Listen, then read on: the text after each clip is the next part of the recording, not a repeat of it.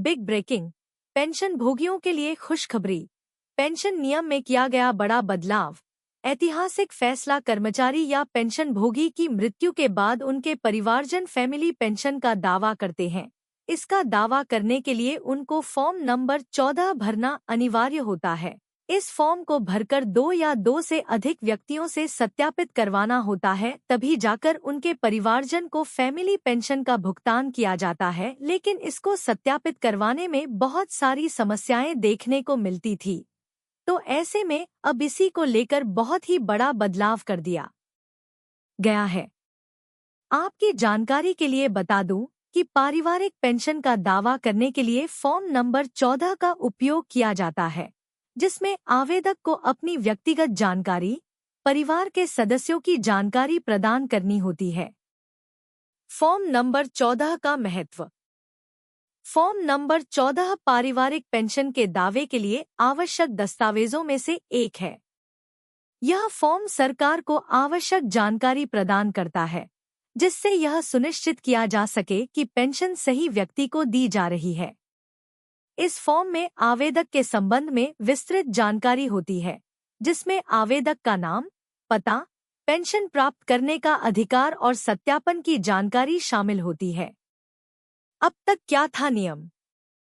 अब तक पारिवारिक पेंशन का दावा करने के लिए फॉर्म नंबर 14 भर के आवेदक को अपने निवास स्थान के आसपास निवास करने वाले 2 राजपत्रित सरकारी सेवकों या 2 से अधिक सम्मानित व्यक्तियों से सत्यापन कराना आवश्यक था।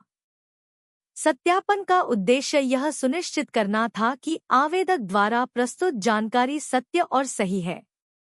यह प्रक्रिया आवेदक की पहचान की पुष्टि के लिए आवश्यक थी और यह सुनिश्चित करती थी कि पेंशन का दावा सही व्यक्ति द्वारा किया जा रहा है।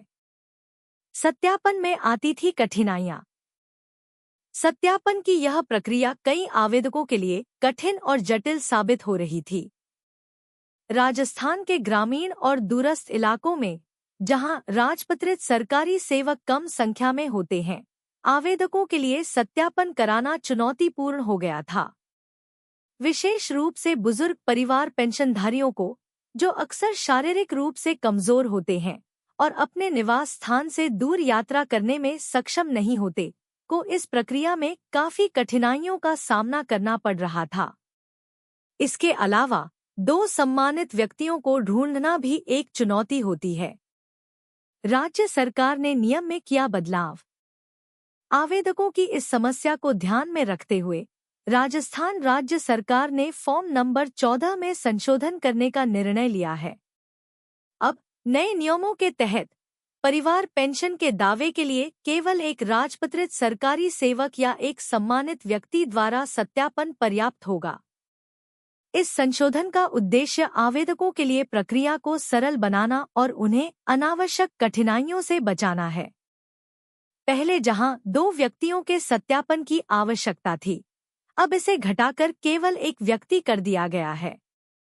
यह बदलाव आवेदकों को अधिक सुविधाजनक और सुगम प्रक्रिया प्रदान करेगा, जिससे वे आसानी से पारिवारिक पेंशन का दावा कर सकेंगे। इस बदलाव का प्रभाव। इस बदलाव के प्रभाव से परिवार पेंशन के दावे की प्रक्रिया में तेजी आएगी।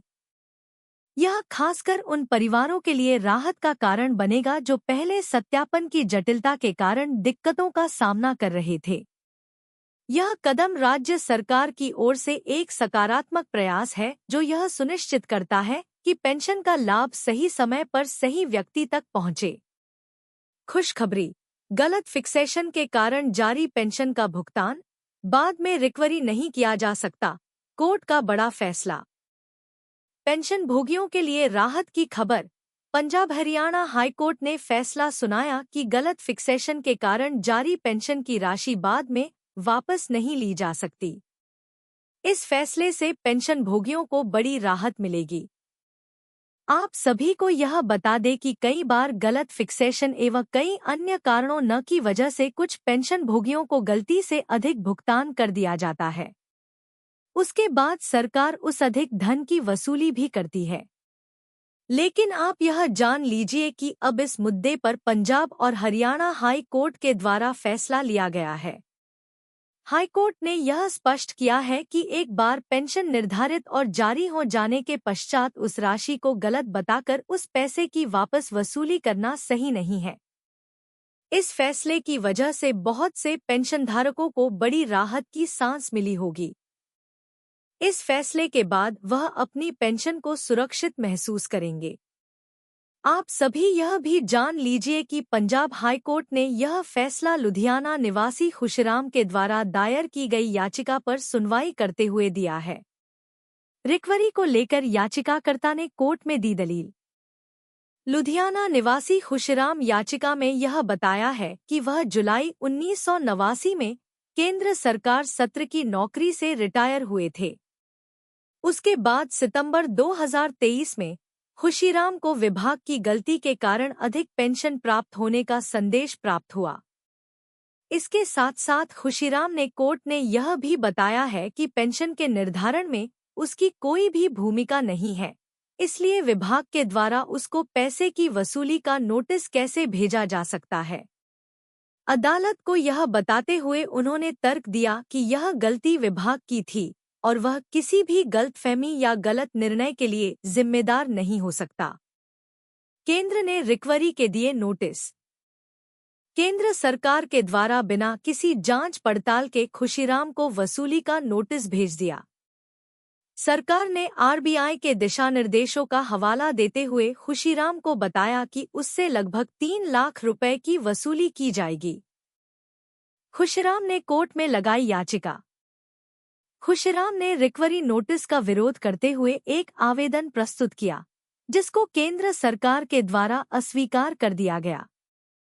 जिसके बाद खुशीराम ने इस आदेश के खिलाफ पंजाब हाई कोर्ट में याचिका दायर की, जिसमें उन्होंने वसूली के आदेश को रद्द करने की मांग की। कोर्ट ने दिया फैसला। कोर्ट ने याची खुशीराम की किसी गलती के बिना केंद्र सरकार द्वारा उसे दंडित किए जाने पर सवाल उठाया।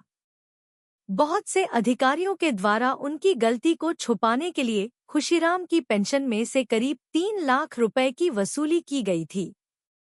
इसके बाद पंजाब हाईकोर्ट के द्वारा सरकार को वसूली के निर्देश को रद्द करने का फैसला सुनाया और इसके साथ ही वसूल की गई राशि को वापस करने का फैसला सुनाया गया। पंजाब हाईकोर्ट के द्वारा यह स्पष्ट किया गया कि गलत फिक्सेशन के कारण से अधिक भुगतान किए जाने पर पेंशनधारक से वसूली नहीं की जा सकती है, अगर उसमें पेंशनधारक की कोई भी गलती नहीं है तो उससे वसूली नहीं की जानी चाहिए।